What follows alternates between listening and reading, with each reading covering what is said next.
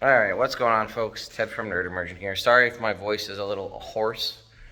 Uh, it's just post-Gen Con craziness, but some of you asked, and I realized it's time to give you a deck update because some stuff's happened. So, I'm sure as many of you can see, there is ceilings, there are fans, there is paint on the walls. So let me go ahead and spin the camera around and kind of show you where we're at. So, I painted everything that needed to be painted. We have put beadboard on the ceiling along with trim. We have beadboard on all of the walls down here. All of the electric is complete. All of the electric has been inspected, and final electrical inspection is also complete. So all of the electrical work is done and approved. We have working outside lights. If I were to hit this button right here, that switch, and then you can see we have working outside lights, right? So we got that.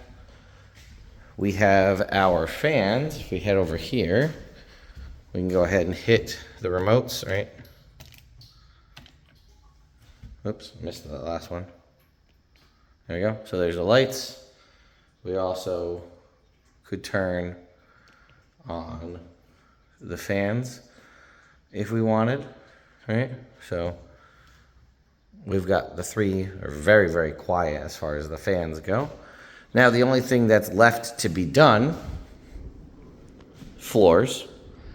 I got to do a little kind of running around and cleaning up. There are a little bit of differences, or there may be slight differences in height. So with either a planer or a sander, I need to just hit those to kind of smooth out any unevenness. Run around and see like spots where spackle fell when I was doing all the sheetrock. Scrape that up, paint and stuff. Just try to get as smooth as the surface as I can so that it'll be easy for the flooring to go down with no issues. The other thing is the trim. So you can see I started to do it over here. I did the trim around the door here, and then the trim on the wall. So this is what we're going to end up doing, is the same trim that is around here is going to be essentially the chair rail. So we're going to have that continue all the way around. I have to do the trim around this door. Go ahead and turn those fans off.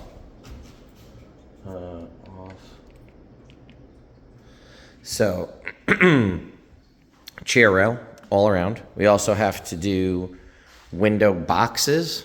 So if you'll see, I have a piece cut over here. So here's what this is going to look like, the final window sill. And then I need to cut pieces to go all the way around the window. The sill is going to stick out, this far, whereas the box is going to come out flush with the sheetrock, and then the trim is going to go over the side. So this is a little bit thicker. This is going to be about 3.5 inches. So it'll be a 1x4. So then we'll have the trim that goes all the way around. Again, so we'll have trim here, and then a short little piece, in between here as chair rail, right? Then the same thickness. This is going to be what is our baseboard trim. So once the floor is down, this will sit on top. I have a piece of the flooring over here I can show you. So this is the final flooring, right? So it'll essentially look like this. We'll have the baseboard trim just sitting on top like that, and this will be the final flooring. I have all the flooring in hand, so the only other thing so basically what I need to do now is just buy the trim that's going to go around the windows, the window boxes, and then the trim. I got to do trim around the windows that I made up there, and then the flooring. So realistically, at this point, nothing is stopping me from doing the flooring. I could actually just get on doing the flooring now since I have all the materials. Just got to do a little bit of cleaning, like I said, and then I'm going to go ahead and put the floors down. I just have to place the order for the trim, and that's actually relatively simplistic work. It's just basically, I designed it to be all straight cuts. Oh, another thing I didn't mention is that once the boxes are in and all the trim is in and the floor trim, we're going to do pieces, whenever there's a gap or wherever there's a seam, rather, of the beadboard, we'll have pieces, that come up to hide any of those seams. Excuse me. So as far as final inspection goes, the only thing that's required is I have to do the outside.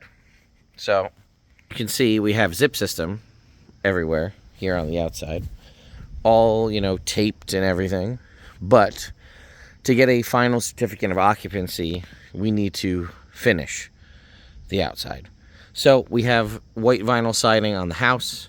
I just need to put white vinyl siding on here. And I've started doing a little bit, right? You can see I put, some pieces up there. So essentially, I saved all of the vinyl siding that I took off of the existing house when I went to go and build this. So there's just a pile of vinyl siding over here. So essentially what I'll need to do is start by taking things like this corner piece, put the corner piece on the outside, put the kind of inside corner pieces, and then I need to do around all of the windows and the doors with those pieces. Once those are all in place, the next step is you start at the bottom and you run across your full-length siding pieces.